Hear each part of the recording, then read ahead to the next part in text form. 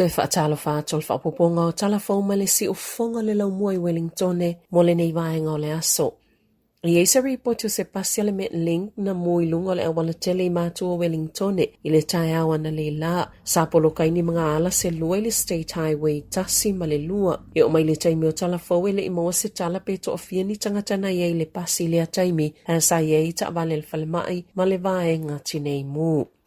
Ini whaamaumaunga pitola tamai ale Wellington Water, wata waile whaapa o avanua e ono si iti ai tuutuunga pe whaamamawhai tuutuunga mo le whaonganga o le swawai. Mai le fitu ono pasene o le ono iai o Wellington i le level 3 po le vaenga tolu o tuutuunga wa whaititi le ono 10%. Pe ona lipotia i le post i le aso, wa whaititia foi mai le tolu pasene, i le 2% le ono iai i tuutuunga lona wha. E maafua ia suinga ono whaamatalanga pitola tamai ale niua, e whaapea o whaalelea te isi le vaai mamao atu, i le tūlanga o le tau, ma o lo iai pe se tūlanga lele i le suawai whaasao. A o tūla la tātu fo i le whai unga le tau mawhana, e ilo lātou talitonunga, o le aono toi whaititia tuutuunga mamafa o le whaasaunga o le suawai. Sa whaapopoleina tangata i Wellingtone, o no tuutuunga i lele lawa le suawai mawhautuanga, ina ia tāpena i ni tūlanga o ngaonga i ono tūla i mai, ai o lo tāpena pea le tele o tangata, ai mai se lava i le fia maua ni tane vai, e maasane o na waaiele u umi o laina i nofuanga i whaatawa i tane vai, e ta ilua se lau lita le la popoa.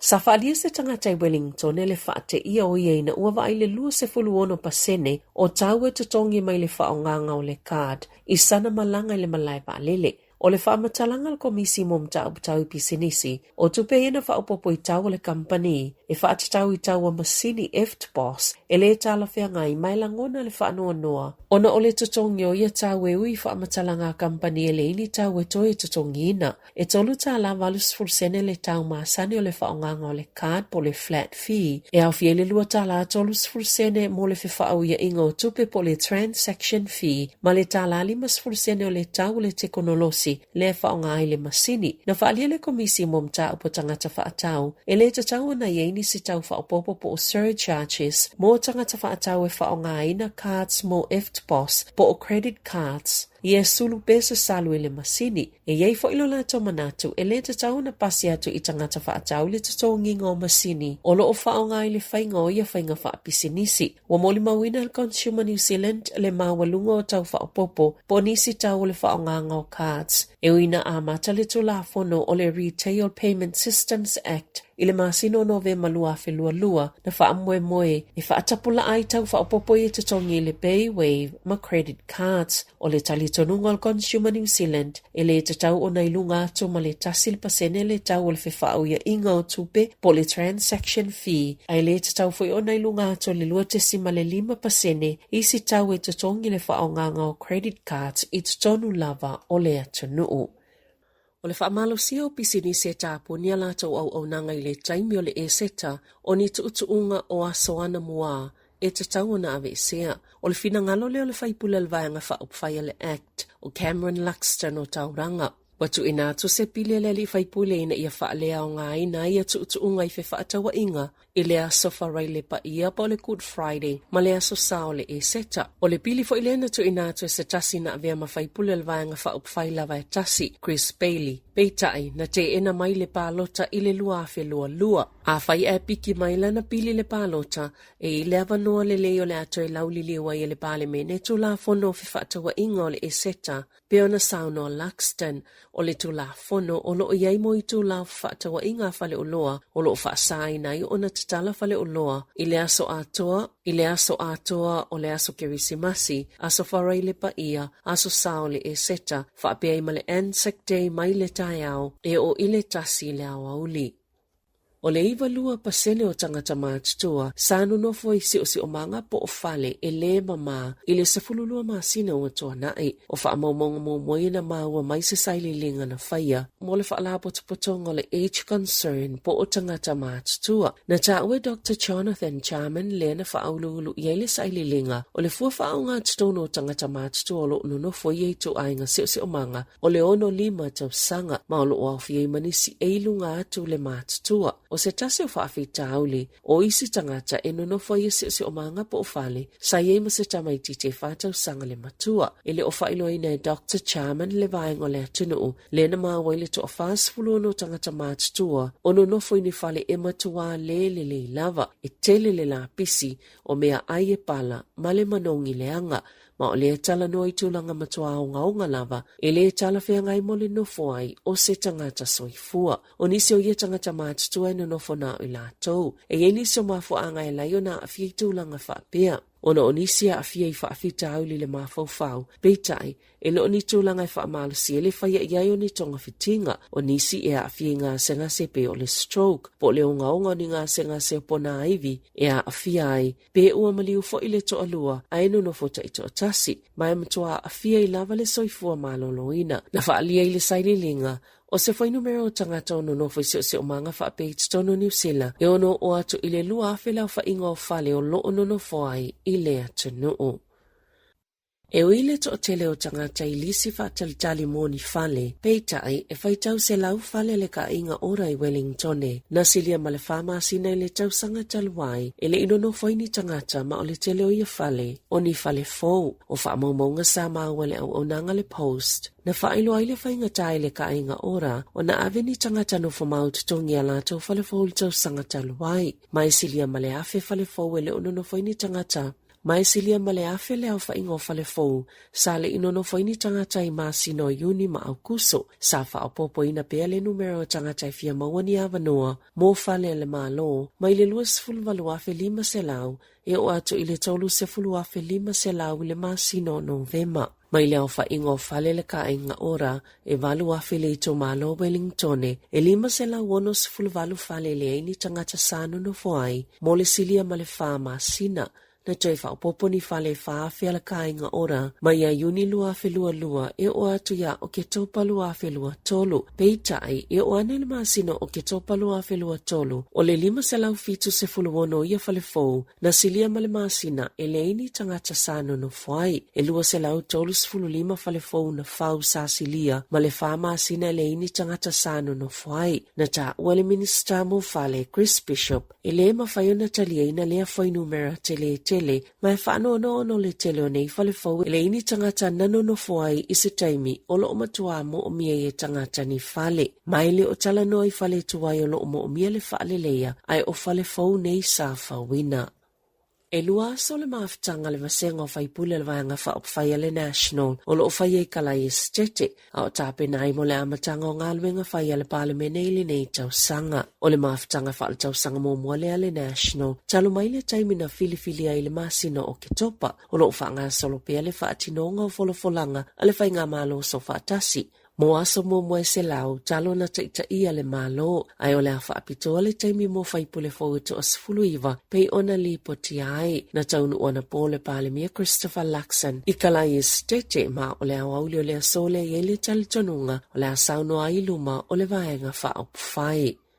Wa whaia nei mōli a ngai whaasanga le tamaita i sa avea ma whaipule le vaenga wha o pwhai le green, o Colris Caraman, i tua ingai whaapea na ia ave whaangau i ina ni oloa mai ni whale oloa i peo na ta ua leo. O le asolua le na whaamawai ai Caraman, mai le pāle mene ona o tua ingai ni ngau inga se tolu na ia whaia. Na ta ua i le pote whaapea, sa se atu leo ilo na whale le asoa na nafi, a o whaawa wai alato suenga, ele i whailo ina leo le suafa, o le tamaita i tolu tau sanga le matua wa samani ai na ia tula il fa msnonga fa ito malo o kilani e tali ni molianga selua le ngau i fale o loa o ngau inga ia na tutupu i le asolua sfultasi ma le asolua sfultolo te sema lua afe lua tolu i se fale o loa i Ponson B e tula il fa msnonga fa ito malo o kilani i le asomo mo februari lua afe lua fa na ta ua leo o lo fa awau pea a la tau suenga.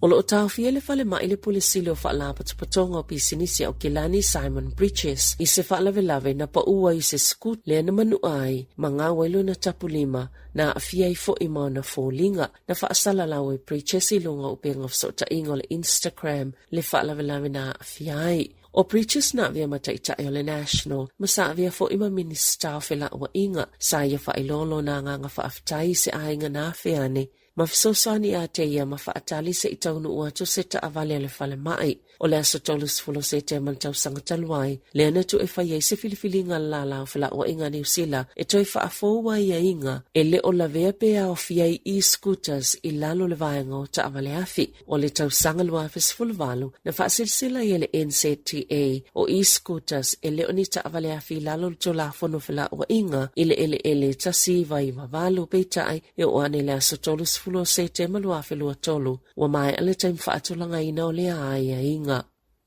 O ana nafina tūla ia Roger William Blake I lumal whaamsinonga wha ito malo Hamiltone. O na unumolianga sa whaiale met se fe whaasanga ia te ia e whaatataulo na whaatawina atu o le vaila au e whaamamaini lavalava na bisia po le bleach e whaapeo le fofole mo le COVID-19 fuluiva ma sa mawaila na pisinisi le silia malisela wa fetala e luas fuluiva o na molianga ma sa whaamaunia uma wa whaasala ina ne I le fale pui pui. Sāmoa fo'i ona o le tau whaavalea, ini whaamomonga na ia whaie winga ia te ia malana kampani, o whaasalalau ngau ia o loa sa whaingoa o le MMS po le Miracle Mineral Solution, lea sa ia suia I lea vaila au po le vai pisia I le vai auli. O Jim Humble o Amerika, sa whaavaina se loto I ta o le Genesis 2 Church of Health and Healing, naulua inga o siaina o loa le MMS, e whaapeo le fofole a mo nisi o ngase ngase. Sa lapata ia mo mua Blake e winga ilo na whaalaulo ina o lea o loa I le luafe maleiva, luafe se fulu, ma le luafe se fultasi, ai fo I ai le kānesa. Aina ua amata le COVID-19 fulu iwa le masino Februari luafe luas fulu, na ia amata I whaatasi malan kampani, le whaataungo ia o loa o se fufo le COVID-19 fulu iwa, na ta ua le whaamasnonga, e lua se la onos fulu 5% na si iti ai polo vitel kampani le vao te sema luafe se fulu iwa, ma le onga tatono I ulai luafe luas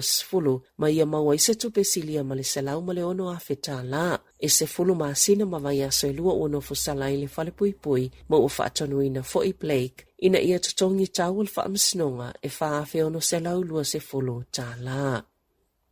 Wanginga I le lisia le Forbes se alo Sāmoa na soifua I Cannons Creek I Porirua, o nuali I e taroa la whaele, malana whaalawat potonga le dichi tautua, mo le to atolu se fulupito I lunga I lalo le taitolu se fulutau sanga le mātua, I le atu Asia ma le Pasifika I le tolanga I longa I pisinisi, ua mawhaio na ausia ma whaatinoina, na whaatuina nuali I e taroa le dichi tautua le tau sanga lua velos fulu, e whaititi ai whaafitauli na whiangai ma Pasifika I le ngā whatia masini whaate konolosi, I le taimi le COVID-19 fuluiva, e au fia le whaatupenga o polo kalame na maua I masini komi piuta, e whaawawa ia onga whanau mai o lātau ainga I taimi na loka I le atunuu, ona o le whaamai. Talo mai le tau sanga I loa lua tasi, na maua I le tupe selau ma le ono a whiwhit selau luas fulfitu tā la, e le digi tau tua. Na whaalia nuali I Etaroa, ina ua whailua le au fia yolo na suafa le lisia le Forbes, o le whaosfianga mo ia o na mātua a o tuputupu ai na ia wa ai lo la ngā lulu e mālosi, mo se manuia o lo lātou ainga, e to alua ia Etaroa I la ua na amataina le whai pawhale, o se whaalaputuputonga whaate konolosi, e whisosani tupulanga Pasifika ina ia ngā I pisinisi whaate konolosi I le lomanai, e se tasi o atina e po ngā luenga tele o lo lātou ngā lulu e whaatasi ai, manisi ona so atau, a wātangata Pasifika I to mai le te konolosi, whapea fo I ona o lātou ngā o siaina nisi o polo kalame, e whesoso ane I tupulanga Pasifika I fia ngā lulu e ngā luenga whaate konolosi I le lumanai, ma osilia ma le miliona tāla ua o lātou mawaina, e wha ngā solo ai, lea ngā luenga. I whawhata New Zealand na tāwhia whale mai le prinsese o Welese, mai sona ta o tonga ilo na manawa mai o atu le lua vai aso le umi, o la tāwhia I pe o na ta o le Kensington Palace, I le tae awa na leila. Na whaelo ai fo I se whaamatalanga le nofanga au tōla I ngā tupu I Buckingham Palace, I se tonga whitinga le tupu sa lesa le tolu le vai aso fau. I le tae awa na leila, o lo o whaalau iloa I nāu ili ilingo le ngase o le tupu, o no le whaanaunaunga ina ia avea ma whaatupu manatu le I tō pāwa li, ina ia whaia la tau siaki, pe a ieini whailonga maaya, wa a fia, I ngase ia o I tūtino sa o le I tō pāwa li. I tālonga, Wa whamaunia le isi panga lupe sori aila auli Joseph Parker le masina o mati, ma ole a whai pele ai masilei sang o saina mo le fusi o le WBO, fast full tau sanga le soifu o sang, mai whaingoino le Big Bang o nai malolosia na tui, O le panga au tua ia fusuanga o Anthony Joshua ma Francis Enganu I Riyadh I le aso valu o mati. Tala Fou ia ma le si ufonga le laumua mo le nei vaenga o le aso.